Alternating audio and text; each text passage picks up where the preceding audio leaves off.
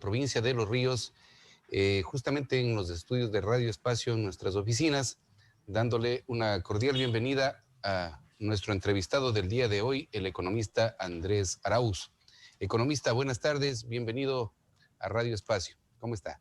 Muy buenas tardes, un gustazo estar aquí en Radio Espacio y contento también de participar en esta lid electoral con ánimos democráticos. Gracias a usted, economista. Pues justamente para poder iniciar esta entrevista enviamos un saludo muy especial. También estamos hermanados con la provincia de Bolívar, este momento en Estudio Central. Vamos a dar paso allá, sin antes enviar un saludo a todos nuestros colegas y amigos, pues a Marcos Sanabria, a Vinicio Peñafiel, a Germán Jarrín. Un gusto saludarles esta tarde. Por favor, Germán, estamos ya en la entrevista con el economista Andrés Arauz. Muchas gracias, Marco, a toda la gente del equipo técnico, a Carlos Cárdenas de la ciudad de Babahoyo, Andrés, la cordial bienvenida, el saludo cordial como siempre desde los estudios centrales de Radio Espacio en San Miguel de Bolívar. Bueno, vamos a iniciar esta importante entrevista, Andrés, primero agradeciéndole por haber aceptado esta invitación. Y un poco hablando de cómo van los temas políticos en cuanto a la inscripción de candidaturas. ¿Ya el CNE aceptó la inscripción de vicepresidente? Mira, sinceramente todavía estamos pendientes de la decisión. El Tribunal Contencioso Electoral lo podía haber resuelto desde el día de ayer, de anteayer, y ha estado posponiendo esa decisión. No entendemos la razón de por qué siguen demorándose con su decisión para que simplemente, como corresponde, procedan, incluso creemos nosotros que de forma unánime, a rechazar la apelación presentada por un asesor de un asambleísta que tuvo algún relajo con el certificado de discapacidad y de esa manera permitirnos estar en la participación electoral, estar en la papeleta y que sea el pueblo ecuatoriano, nuestros oyentes, los que nos están viendo, quienes decidan el futuro del país y no tristemente un comité o una instancia que podría estar tomando una decisión contra natura.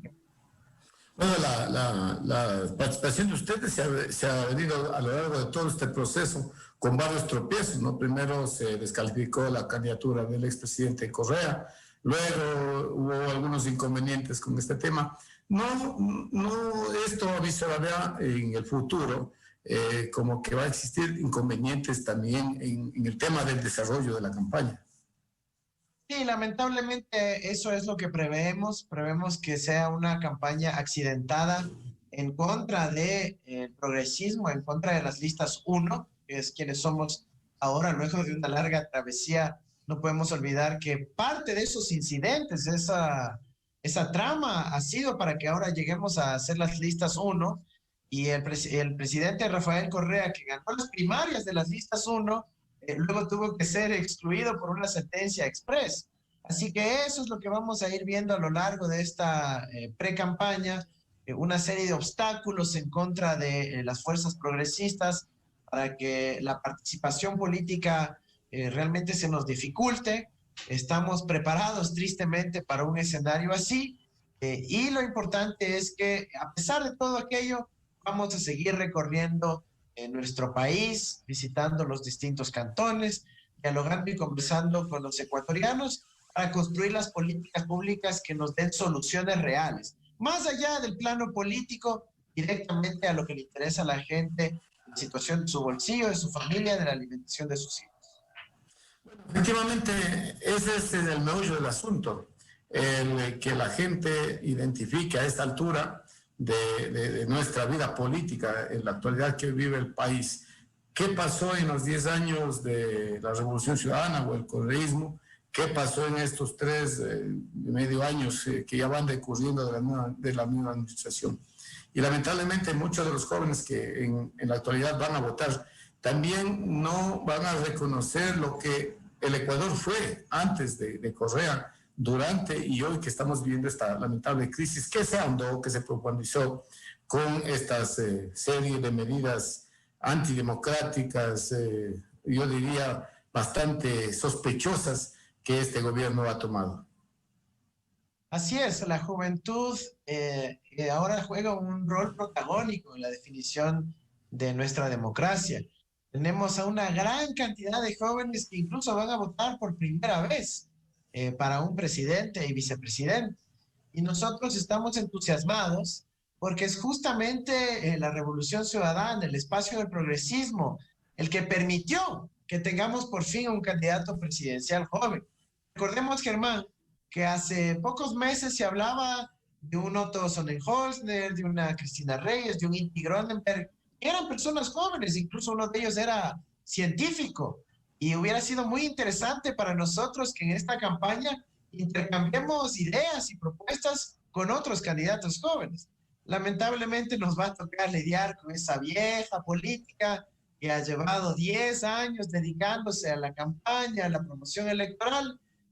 Y bueno, vamos a tener que enfrentar esto con nuestra energía, con las ideas, con la creatividad, que la comparten la mayoría de los jóvenes. Nosotros vamos a plantear una discusión de campaña, una discusión de ideas de gobierno vinculados al siglo XXI, cuando todavía vamos a atender a nuestros rivales hablando en lógicas de antaño, ¿no?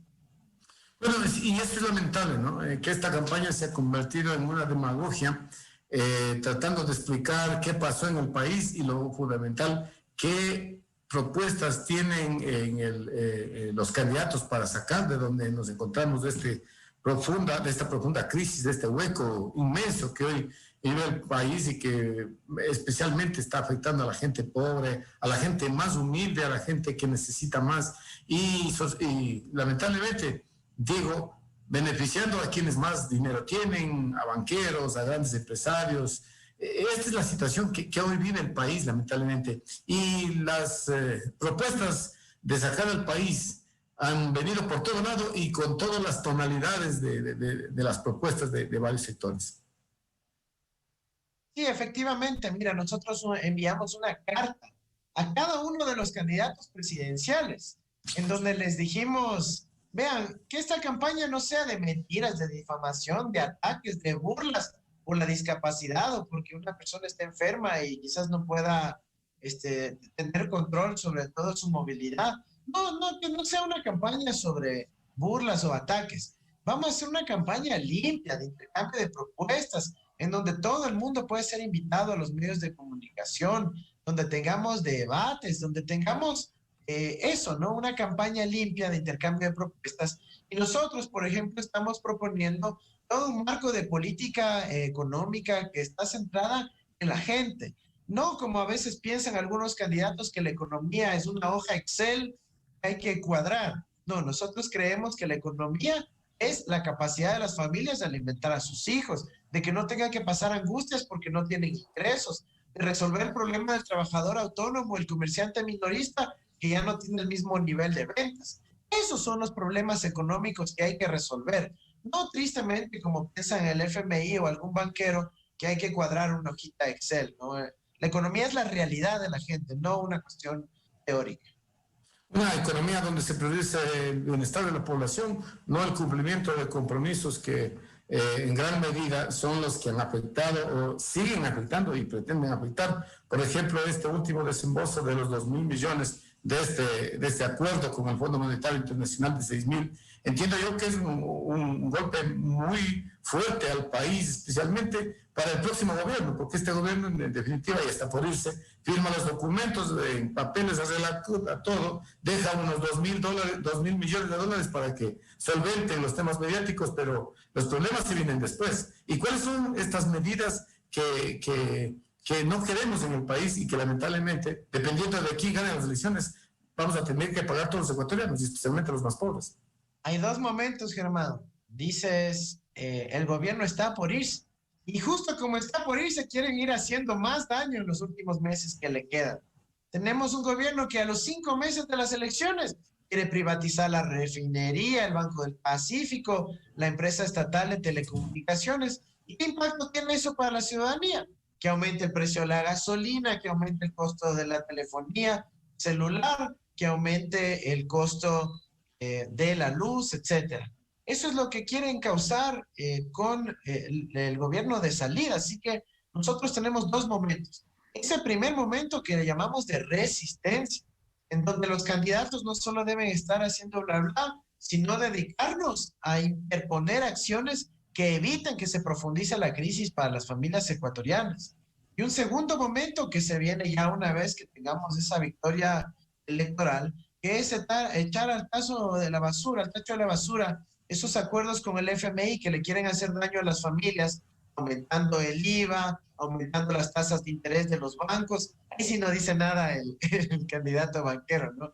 Aumentando las tasas de los bancos, las comisiones que se cobran hasta por imprimir un recibo en el cajero.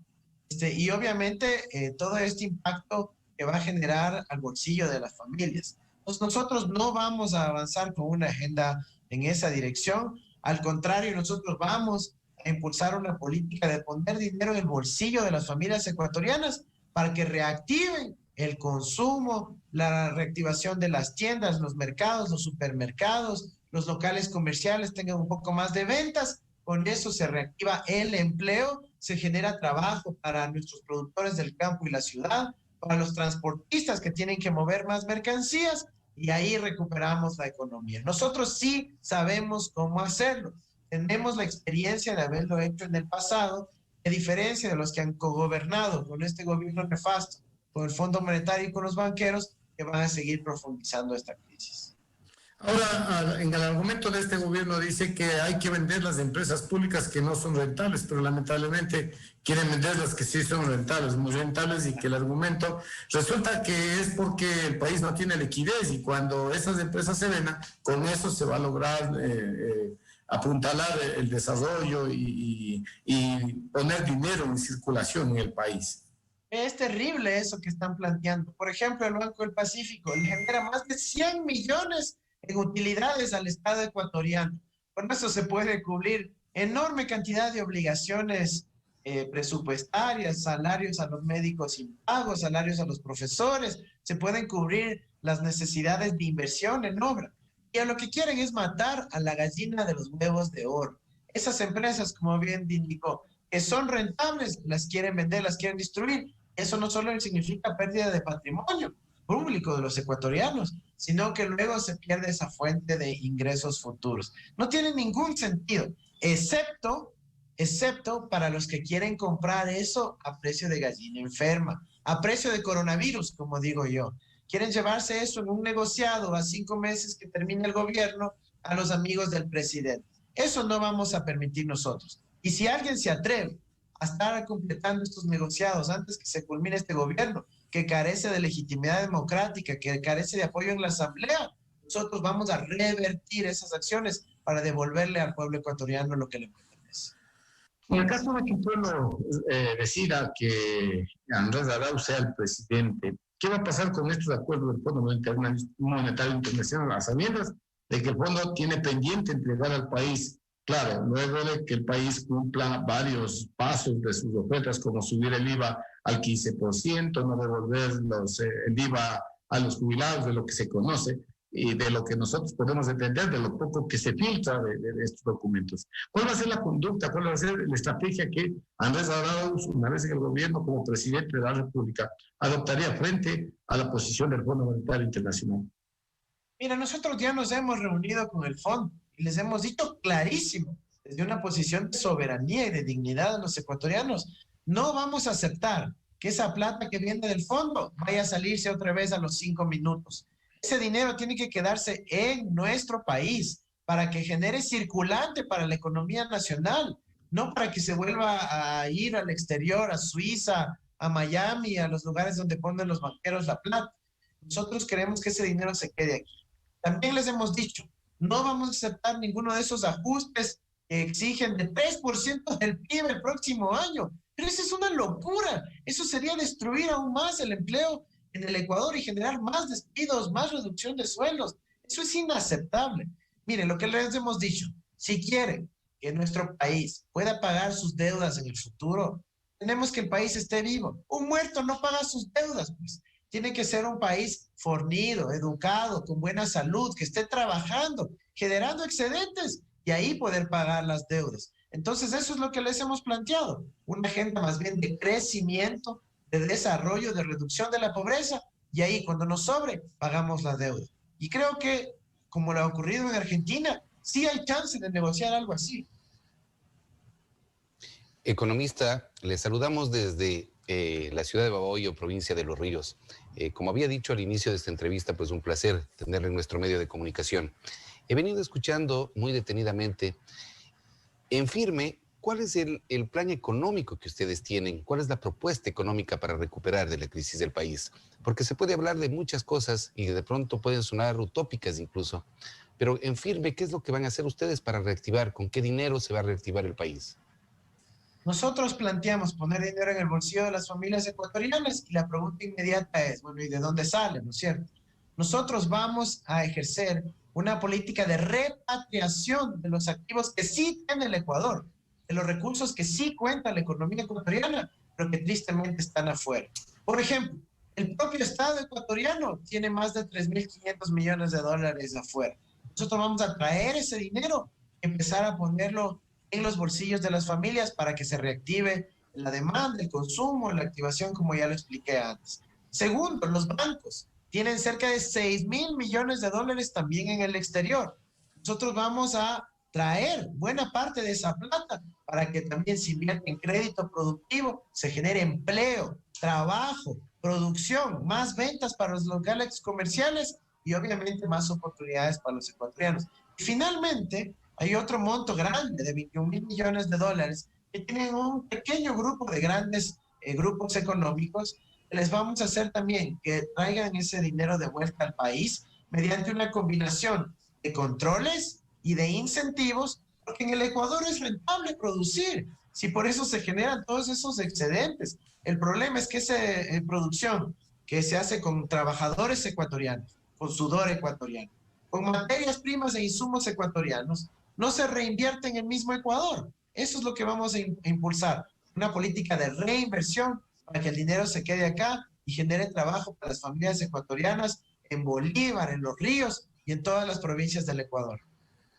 Economista, pues encontrándonos en una provincia eminentemente agrícola como es la provincia de Los Ríos, que usted bien la conoce, ¿qué se va a hacer con la política agrícola? La agroproducción, la industrialización, ¿qué piensan hacer ustedes en su gobierno? Mira, en la pandemia aprendimos algo que fue muy importante, y es que mientras a veces en las ciudades la mayoría de las personas se quedaron en casa, los trabajadores del campo, los trabajadores agrícolas, tuvieron que seguir trabajando todos los días para alimentar a nuestro pueblo. Eso tiene que ser reconocido con políticas públicas. Vamos a impulsar una política para la soberanía alimentaria, un ministerio para la soberanía alimentaria que se va a encargar de una política de riego, no solo de los grandes multipropósitos, sino también de riego secundario, de riego terciario, tecnificado, para que llegue a cada parcela, a cada unidad productiva. También vamos a ir a una política de crédito accesible, no solo en cantidad, sino en trámites, en número de trámites que se requiere para acceder al crédito, usando las tecnologías del siglo XXI y adoptando la normativa a las realidades del Ecuador. Y en tercer lugar, a la política de nuestro campo, del agro, vamos a impulsar todo lo que tiene que ver el sistema de comercialización y almacenamiento, con una red de silos, macrosilos, mesosilos y microsilos gestionados de forma conjunta entre el Estado, la cooperativa, el ámbito privado, y de esa manera tener reservas estratégicas de alimentos por un lado y unos colchones para generar abastecimiento interno y garantizar los precios de sustentación a los productores de nuestro campo. Eso en conjunto será un enorme impulso a la política agrícola de nuestro país y nos va a permitir tener márgenes de seguridad para que los ecuatorianos puedan seguirse alimentando y los productores puedan tener teniendo ingresos razonables, dignos, que les permitan sobrevivir. Uno de los graves problemas acá en el sector productivo es justamente también la infiltración de productos que vienen desde otros países acá al Ecuador. Por eso no se logra, durante muchos gobiernos que han pasado, pues no se logra tener un precio equitativo. ¿Qué van a hacer con el control fronterizo ustedes? Qué excelente pregunta. Mira, nosotros estamos ahorita creando todo un estudio sobre cómo eliminar el contrabando en el país. En sí mismo es una propuesta difícil, dura, porque eliminar al 100% es casi imposible. Uno puede traer en el bolsillo, en la maleta, etcétera. Pero vamos a ir a una reducción sustancial del contrabando en uso inteligente sistemas de monitoreo de las fronteras con las tecnologías del siglo XXI que nos lo permiten. Las tecnologías digitales, las tecnologías del GPS, las tecnologías de calor para poder detectar la energía transportada, tecnologías de rayos X que se utilizan en otros países para detectar el contrabando y evidentemente un control a través de las fuerzas del orden y un control ciudadano a las fuerzas del orden para evitar que no haya incentivos inadecuados en el manejo de fronterizo, sobre todo relacionado al contrabando de productos agrícolas, pero de otros tipos también. Vamos a establecer también controles internos a la comercialización y todo esto lo estamos desplegando con técnicos expertos que tienen experiencia previa en los servicios aduaneros y tributarios de otros países que nos están presentando ya un proyecto para reducir al máximo el nivel de contrabando que lamentablemente existe todavía en nuestro país y que perjudica a nuestros productores ecuatorianos. Bien economista, pues es muy claro en su definición y sabemos que, y por lo que usted nos acaba de decir, entendemos de que ustedes conocen del tema y lo están profundizando. Le escuchaba sobre la repatriación de capitales. Para poder hacer la repatriación de capitales, bueno, el capital del Estado es fácil repatriarlo, pero el capital privado debe haber una seguridad jurídica en el país. ¿Qué le van a brindar ustedes al país para tener una seguridad jurídica, para poder incentivar justamente que vengan capitales frescos acá de inversionistas extranjeros? Bueno, dividamos en dos. La parte que tiene la banca en el exterior, que son los recursos de los propios depositantes ecuatorianos, nosotros podemos también disponer sobre aquello mediante los instrumentos regulatorios del Banco Central. Por eso este gobierno quiere privatizar el Banco Central para que no podamos luego ponerles orden, no podemos regular. Hay que ver si se pronuncian los candidatos alrededor de esa intención. Y en segundo lugar, con los capitales de la empresa o empresarios privados, lo que nosotros vamos a impulsar se denomina el contrato de inversión. El contrato de inversión ya existe en la legislación ecuatoriana, pero no se le ha sacado el jugo. ¿Qué dice este contrato? Dice, a ver, usted me da como Estado seguridad tributaria, es decir, que no me va a cambiar las normas, la tasa tributaria igual, seguridad normativa, estabilidad normativa, es decir, que si cambia alguna regulación, permanece con la que firmé a la fecha, y unos incentivos para que pueda invertir. Pero a cambio, la empresa se compromete a montos de inversión, cuántas fábricas van a constituir, a cuánta gente van a contratar, cuál va a ser la transferencia de tecnología a favor del Ecuador y cuál es el valor agregado que se va a generar para que no simplemente exporte materia prima.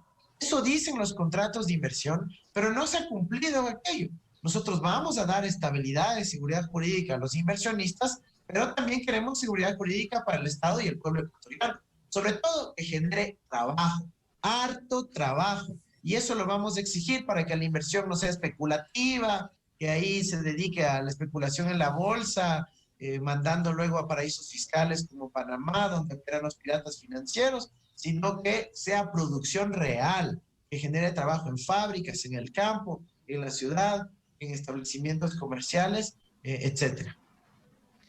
Justamente, economista, para que se convierta esto no en una política gubernamental, sino en una política pública, ustedes tienen que contar con el apoyo de la Asamblea.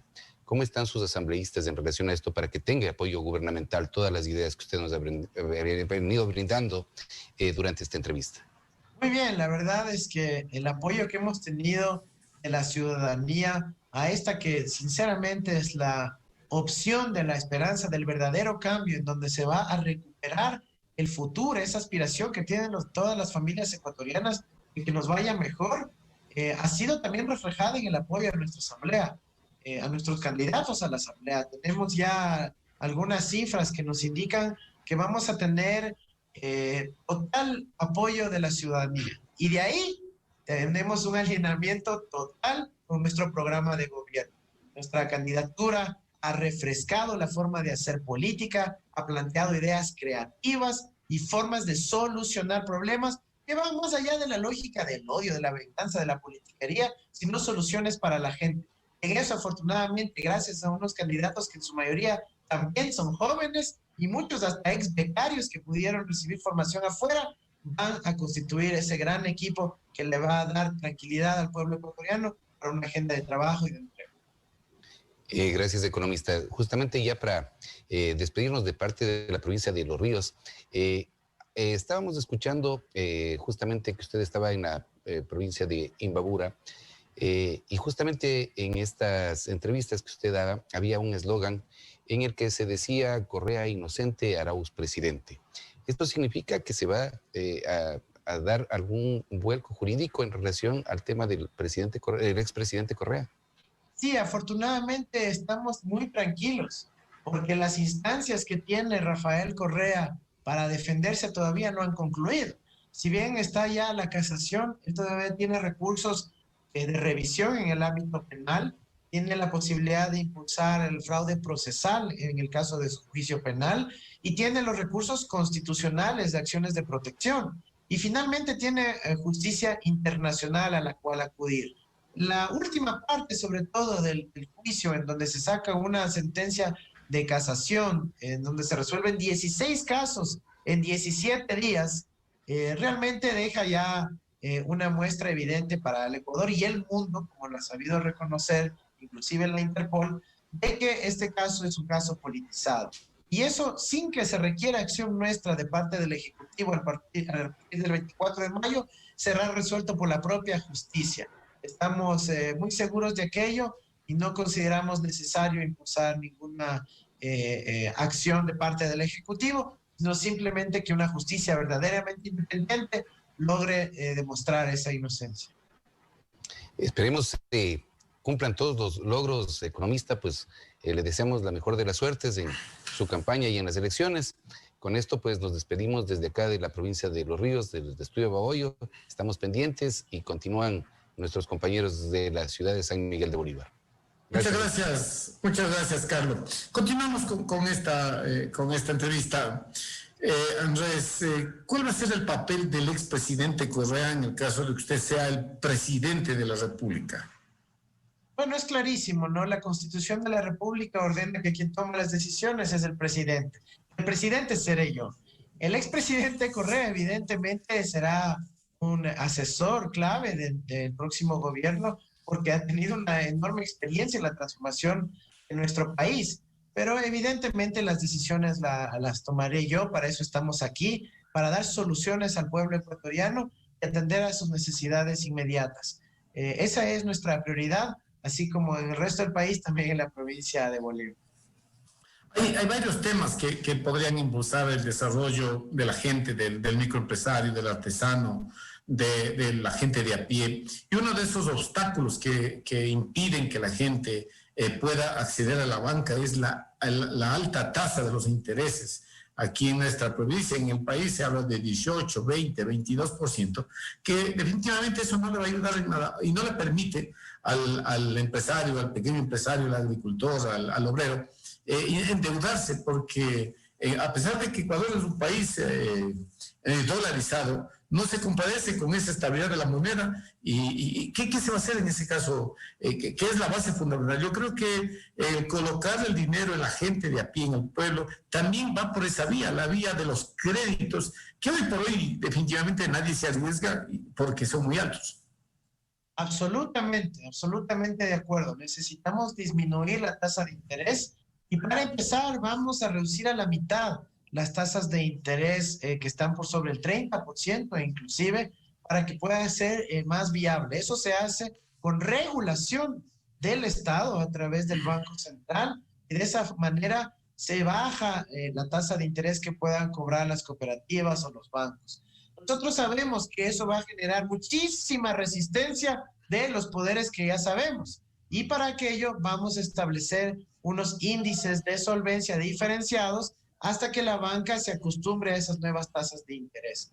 También vamos a impulsar una política no solo de reducción de tasas de interés, sino también de las comisiones bancarias, ¿ya? Porque a veces uno pone el dinero en el banco y sobre todo a la clase media, le terminan debitando supuestamente porque autorizó por teléfono 4 o 5 dólares. Entonces ahí vamos a lograr una erradicación de ese tipo de comisiones injustas, y eso también va a devolver dinero a los bolsillos de las familias ecuatorianas. Y finalmente, vamos a establecer una política de mayor acceso al crédito, que en sí mismo va a permitir una reducción generalizada de las tasas de interés, repatriando la plata que está afuera. Porque si es que esa plata vuelve al país, los banqueros están obligados a colocarla en créditos si es que quieren que sea rentable, y para aquello también va a disminuir la tasa de interés. Esto lo hemos diseñado, lo hemos pensado, lo hemos planteado objetivamente, y este impulso de devolverle el dinero a las familias ecuatorianas va a generar trabajo con crédito productivo y con mayor consumo. Aquí hemos tenido justamente el día de ayer al candidato Yacu Pérez, quien habla del cuidado y la protección a la naturaleza. O sea, el candidato que está en contra del extractivismo.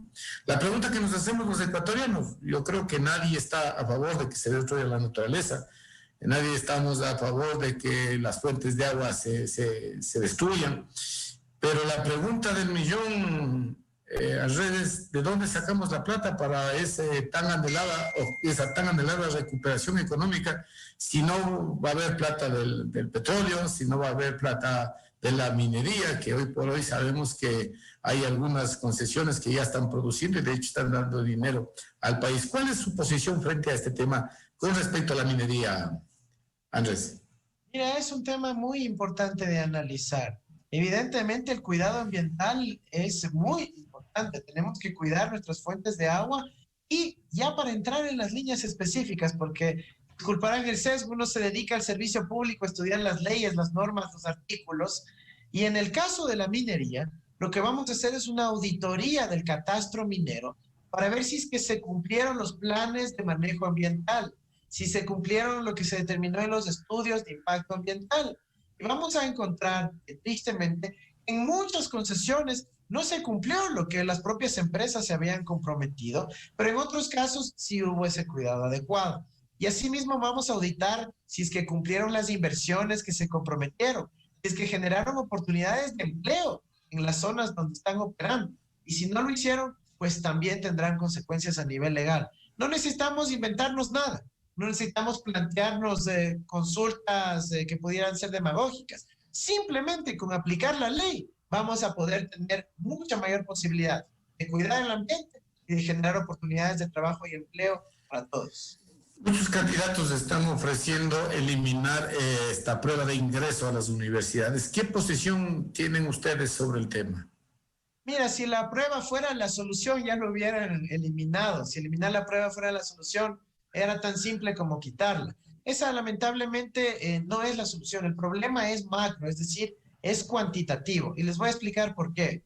Cuando en la Revolución Ciudadana se mejoró todo el sistema de educación básica y bachillerato, los estudiantes, los jóvenes de 15, 18 años, que antes quizás a lo sumo esperaban concluir el cuarto curso, o lo que llamaba el 10º de básica, ahora ya tienen la aspiración de concluir el bachillerato. Es más, la Constitución lo hizo obligatorio. Pero ¿qué problema, entre comillas, genera eso? Que antes muchos estudiantes se quedaban sin siquiera concluir el bachillerato y jamás hubiesen tenido la aspiración de ir a la universidad. Ahora, gracias a que tenemos muchos estudiantes que concluyen el bachillerato, casi el 80% de los jóvenes en ese rango de edad, hay mucha más aspiración de continuar sus estudios. Eso es algo bueno. Ahora, lo que tenemos que solventar es lo que se llama el problema de oferta educativa. Y eso tiene que ver con las universidades, que cada vez establezcan más cupos, con los institutos tecnológicos superiores, que cada vez haya más y crean más cupos, y con otras salidas laborales que proponemos nosotros, como es el denominado sistema de cualificaciones profesionales. Perdón por el nombre tan técnico, pero básicamente quiere decir que si un ciudadano ha tenido una formación de vida, no formal, una formación de vida en el trabajo en el campo, en el trabajo en algún sector de servicios, se le reconoce ese conocimiento adquirido en la práctica a través de un examen y directamente entra a la página de la CENESID. De esa manera, teniendo mucha más certidumbre sobre sus habilidades profesionales, y puede encontrar otras opciones laborales que no necesariamente impliquen cursar la universidad a los 4 años. Un candidato asambleísta de la provincia de Los Ríos, Ricardo Lara, decía que traer competencia para la banca exterior, incluso hablaba de la banca offshore, no sé si eso está bien dicho, para que la banca ecuatoriana compita con la banca extranjera y con eso, con esta libre competencia entre los banqueros, se pueda reducir las tasas de interés. ¿Esto es posible? ¿Es viable esta situación? Hay que separar en dos esta propuesta. La una que dice que nos convirtamos en un paraíso fiscal, en una guarida para los piratas financieros, no hay que hacer, porque nos vamos a convertir en un centro de lavado internacional. Eso es peligroso para nuestra sociedad. En esa dirección no hay que ir, pero atraer bancos que van a dar crédito productivo, crédito a las familias para que puedan ampliar sus negocios. Por supuesto, de hecho ya tienen ya hay interés de varios bancos internacionales que quieren venir al Ecuador, pero dicen, ¿cómo voy a ir a un país en donde gobierna el segundo banquero más grande del Ecuador? Nos van a hacer trizas, no nos van a dejar entrar. Pero si es que obviamente gana una opción democrática, que le interesa que haya crédito disponible para la ciudadanía, por supuesto que estamos interesados en llegar. Yo creo que eso le va a hacer bien a todo el país y que haya un poco más de competencia, por supuesto. Ahora, tampoco creemos que vengan importando abusos que hacen en otros países, como los de cobrar comisiones, etcétera. Por eso, más allá de si es banca extranjera o banca nacional, lo importante es tener un Estado gobernado por gente patriótica que sepa regular y poner orden a los bancos, que para que coloquen más crédito, esté dispuestas también a regularlos. Bueno, Andrés, nos dicen que su agenda está bastante apretada, pero no puedo despedir esta entrevista si es que no preguntamos qué pasa con el impuesto a la salida de capitales. ¿Va a reverse? ¿Se va un poco a poner más estricto este tema de la salida de capitales?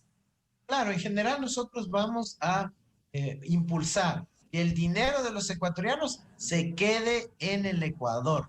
Y para eso tendremos una serie de instrumentos de política.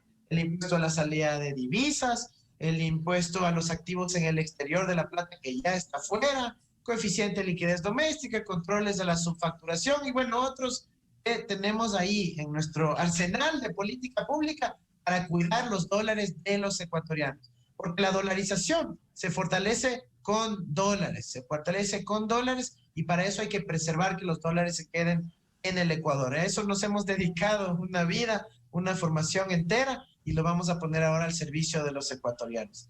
Ya nos estamos despidiendo. No me permítanme por favor mandar un saludo a la provincia de Bolívar, también Los Ríos, donde tengo a mis familiares, a mis queridos amigos y parientes que seguramente escucharán y estarán atentos a esta transmisión. Nosotros somos ecuatorianos de todas las partes del país y queremos muchísimo a la provincia de Bolívar también. Bueno, Andrés, solo una última consultita, que esto ha sido en estos últimos días un tema muy importante. Andrés Arauz, ¿tiene raíces bolivarenses? Por supuesto, si mi mamá es guarandeña, mi familia es calumeña también, y ahí estamos comprometidos con Bolívar. Por ahí alguien decía, ¿y cómo así si en el pasado no se ha atendido con obra pública, con tanta inversión como en el resto de provincias? Bueno, ahora tenemos la certidumbre de que un corazón bolivarense estará ahí al servicio. Pero eso es importante, lo recordemos siempre, ¿no? Ahora vamos a poder cambiar ese destino del país en la papeleta electoral. Es facilito, ahora somos la lista 1, estamos primeritos y la ciudadanía, ojalá que si el contencioso electoral lo permite, si es que la democracia ecuatoriana subsiste, sea la ciudadanía la que defina su futuro. Muchas gracias, Andrés, por dispensarnos esta entrevista. Gracias a nuestro compañero Carlos Carnes, quien ha hecho las gestiones para que usted esté ahí con nosotros. Esperemos que no sea la última, Andrés. Se nos quedan cientos de preguntas en carpeta, pero porque hablar con una persona con la solvencia y la preparación de Andrés Arauz es un privilegio conversar, porque uno se aprende. Así que, Andrés, no sé si usted tiene algunas palabras finales y con esto terminaríamos la entrevista. Palabras de agradecimiento nada más a ustedes, a Radio Espacio y siempre el corazoncito ahí a la provincia de Bolívar. Un gran abrazo a todos y muchas gracias por esta oportunidad. A las órdenes, cuantas veces sea necesario para poder conversar. Ok, muchas gracias. Con ustedes el candidato a presidente de la República, Andrés Arauz, despejando varias importantes interrogantes y preguntas que tiene la población. Nos vamos inmediatamente al corte comercial y retornamos en unos instantes. Muchas gracias, Andrés. Estamos a las 18:10 saliendo en el noticiero, ¿no? Maravilla, muchas gracias a ustedes. Ok, gracias. Gracias, Carlos. Ok, chao, chao. Gracias, Germán. Gracias, Andrés. Muy amable.